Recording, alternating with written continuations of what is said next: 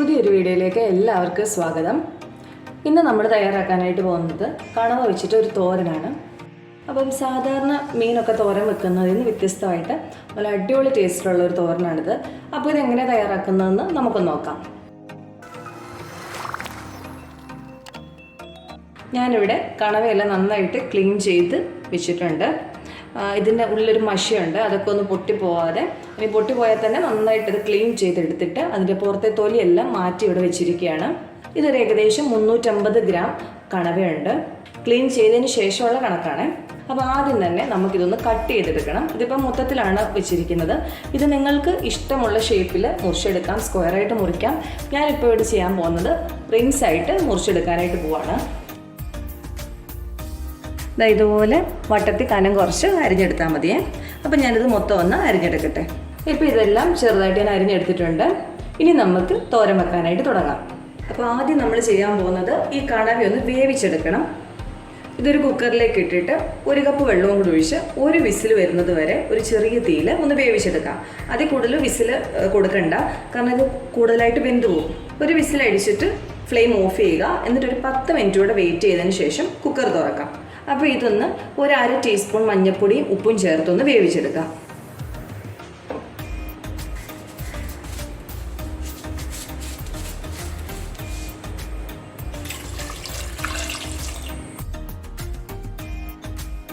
കണവ വെന്ത് വരുന്ന സമയം കൊണ്ട് നമുക്ക് ബാക്കി തോരൻ്റെ കാര്യങ്ങളൊക്കെ ചെയ്യാം.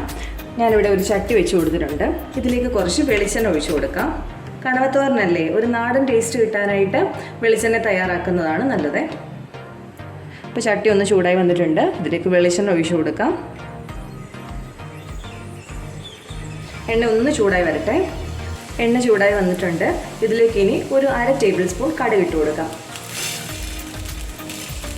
കടുക് പൊട്ടി വന്നിട്ടുണ്ട്. ഇനി ഇതിലേക്ക് സവോള ചേർത്ത് കൊടുക്കാനായിട്ട് പോവാണ്. ഞാനിവിടെ 2 മീഡിയം സൈസിലുള്ള സവോളയാണ് എടുത്തിരിക്കുന്നത്. നിങ്ങൾക്ക് ചുവന്നുള്ളി എടുക്കാനാണ് ഇഷ്ടമെങ്കിൽ അങ്ങനെ ചെയ്യാം. അത് ഒരു 25 എണ്ണമൊക്കെ മതിയാവും. പിന്നെ രണ്ടും കൂടെ മിക്സ് ചെയ്ത് വേണമെങ്കിലും ഉപയോഗിക്കാം, സവോളയും ചുവന്നുള്ളിയുമായിട്ട്.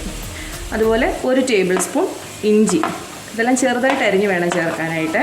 2 തണ്ട് കറിവേപ്പില, അതുപോലെ ഒരു 3-4 അല്ലി വെളുത്തുള്ളിയും കൂടെ ചേർത്ത് കൊടുക്കുന്നുണ്ട്. പിന്നെ ഞാനിവിടെ പച്ചമുളക് 1 പച്ചമുളകേ ചേർത്തിട്ടുള്ളൂ. അപ്പം നിങ്ങൾ പച്ചമുളക് തന്നെ ചേർക്കുന്നതെങ്കിൽ കൂടുതലായിട്ട് ചേർക്കണം. പക്ഷേ ഞാൻ കാന്താരിയും കൂടെ ചേർത്തിട്ടാണ് ഈ തോരൻ ഉണ്ടാക്കുന്നത്. അപ്പോൾ ഇതെല്ലാം കൂടെ നന്നായിട്ടൊന്ന് വഴറ്റിയെടുക്കാം.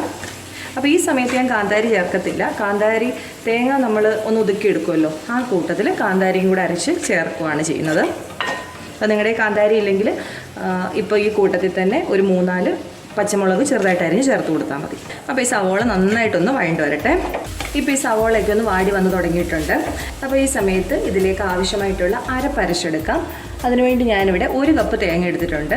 അതിലേക്ക് 10-12 കാന്താരി ചേർത്ത് കൊടുത്തിട്ടുണ്ട്. അത് നിങ്ങളുടെ എരിവിനനുസരിച്ച് കൂട്ടിയോ കുറച്ചോ ഒക്കെ എടുക്കാവേ. പിന്നെ അതുപോലെ തന്നെ പൊടികൾ ഒരു 1/4 ടീസ്പൂൺ മുളക് പൊടി ചേർത്തിട്ടുണ്ട്. അത് എരിവിന് വേണ്ടിയല്ല, കാശ്മീരി മുളക് പൊടിയാണ്, ഒരു ചെറിയ കളറിന് വേണ്ടി ഇട്ട് കൊടുത്തിരിക്കുന്നതാണ്. അതുപോലെ 1/4 ടീസ്പൂൺ മഞ്ഞൾപ്പൊടി. നമ്മൾ കൂന്തൽ വേവിച്ചപ്പോൾ മഞ്ഞൾപ്പൊടി ചേർത്തിട്ടുണ്ട്, അതുകൊണ്ട് കൂടുതൽ ചേർക്കണ്ട. അതുപോലെ 1/2 ടീസ്പൂൺ മല്ലിപ്പൊടി, ഇത്രയുമാണ് ചേർത്തിരിക്കുന്നത്. എല്ലാം ടീസ്പൂണാണ്. അപ്പോൾ ഇതൊന്ന് ഒതുക്കി എടുത്തുകൊണ്ട് വരാം. കൂടുതലും ഒരുപാടിട്ട് അരയ്ക്കൊന്നും വേണ്ട, ഒന്ന് ഒതുക്കിയെടുത്താൽ മാത്രം മതിയേ. അപ്പം ഞാനിതൊന്ന് അരച്ചെടുത്തിട്ട് വരട്ടെ. ഇപ്പം അരപ്പ് റെഡി ആയിട്ടുണ്ട്. ഇത് ഈ സവോളയിലേക്ക് ചേർത്ത് കൊടുക്കാം. എന്നിട്ട് ഈ അരപ്പും കൂടെ നന്നായിട്ടൊന്ന് മിക്സ് ചെയ്തെടുക്കാം. ഒരു 2-3 മിനിറ്റ് ഈ അരപ്പെല്ലാം കൂടെ കൂട്ടി ഒന്ന് വഴറ്റിയെടുക്കാം. അപ്പോൾ ഈ സമയത്ത് ഇതിലേക്ക് ഉപ്പ് ചേർത്ത് കൊടുക്കാം. ഒരുപാട് ഉപ്പ് ചേർക്കേണ്ട, കാരണം നമ്മൾ വേവിച്ചതിൽ ഉപ്പ് ചേർത്തിട്ടുണ്ട്. അവസാനം കൂന്തൽ ചേർത്തിട്ട് ആവശ്യമുണ്ടെങ്കിൽ നമുക്ക് ചേർത്ത് കൊടുക്കാം. അപ്പോൾ എല്ലാം കൂടെ ഒന്ന് മിക്സ് ചെയ്തെടുത്തിട്ടുണ്ട്. ഇനി ഇതിലേക്ക് നമ്മൾ വേവിച്ച് വെച്ചിരിക്കുന്ന കൂന്തൽ ചേർക്കാൻ പോവാണ്. അപ്പോൾ ഈ കൂന്തലിൽ കുറച്ച് വെള്ളമുണ്ട്, ഞാൻ ആ വെള്ളത്തോടു കൂടി തന്നെയാണ് ചേർക്കുന്നത്. നിങ്ങൾ ആ വെള്ളം കുക്കറി വെച്ച് വറ്റിക്കണ്ട കേട്ടോ. ഇതുപോലെ ഈ ചട്ടിയിലേക്ക് ഒഴിച്ചു കൊടുത്തിട്ട് ഒരുമിച്ചിട്ട് മിക്സ് ചെയ്താൽ മതി. എന്നാലേ ഇതെല്ലാം കൂടെ ഈ കൂന്തലും ഈ മസാലയും തേങ്ങയും എല്ലാം കൂടെ ഒന്ന് മിക്സായി നല്ല ടേസ്റ്റിലേക്ക് വരുള്ളൂ. ഇതെല്ലാം കൂടെ ഒന്ന് മിക്സ് ചെയ്തെടുത്തിട്ടുണ്ട്. അപ്പോൾ ഈ സമയത്ത് ഇതിലേക്ക് ഇച്ചിരി ഗരം മസാല ചേർത്ത് കൊടുക്കാനായിട്ട് പോവാണേ. ഒരുപാടൊന്നും വേണ്ട, എല്ലാം നമ്മൾ ടീസ്പൂൺ അളവിലാണ് ചേർക്കുന്നത്. ഒരു 1/4 ടീസ്പൂൺ മതിയേ. ഒരു ചെറിയൊരു സ്മെല്ലേ ആവശ്യമുള്ളൂ. ആ കൂട്ടത്തിൽ തന്നെ ഒരു 1/4 ടീസ്പൂൺ കുരുമുളക് പൊടിയും കൂടെ ചേർത്ത് കൊടുക്കാം. നിങ്ങൾക്ക് എരിവ് ഇഷ്ടമാണെങ്കിൽ മാത്രം ചേർത്താൽ മതി കുരുമുളക് പൊടി, അല്ലെങ്കിൽ വേണ്ട. ഒന്നുകൂടെ ഒന്ന് മിക്സ് ചെയ്തെടുക്കാം. അപ്പോൾ ഇനി ഇത് അടച്ചു വെക്കേണ്ട ആവശ്യമൊന്നുമില്ല. എല്ലാം വെന്തതല്ലേ ഉള്ളൂ. എല്ലാം കൂടെ ഒന്ന് നന്നായിട്ട് മിക്സായി വരേണ്ട ആവശ്യം മാത്രമേ ഉള്ളൂ. ആ ഫ്ലേവേഴ്സൊക്കെ ഒന്ന് തമ്മി പിടിക്കാൻ വേണ്ടിയിട്ടാണ് നമ്മൾ വെച്ചേക്കുന്നത്. അപ്പം ഇതൊരു മീഡിയം ഫ്ലെയിമിലേക്ക് വെച്ചിട്ട് ഈ വെള്ളം വറ്റുന്നത് വരെ ഇങ്ങനെ ഇരിക്കട്ടെ.